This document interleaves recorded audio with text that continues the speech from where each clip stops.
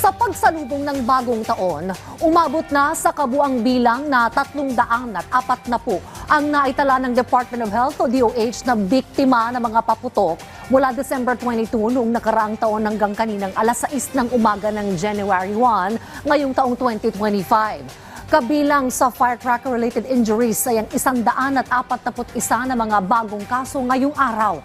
Dagdag pa rito ang 11 kaso mula sa late reporting. Ayon sa tala ng DOH, nananatiling mga kabataan pa rin ang biktima ng mga paputok, kung saan 299 ay mga lalaki habang 41 na mga babae.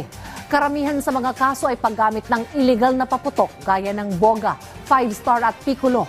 Samantala, inihiyag ng Health Department na mas mababa ng 64% ang naitalang bagong kaso ng dispera ng bagong taon 2025 kumpara noong nakaraang taon. Git pa ng kagawaran sa gitna ng masayang pagdiriwang ng bagong taon. Ugaliin pa rin na maging disiplinado para sa kaligtasan ng bawat isa.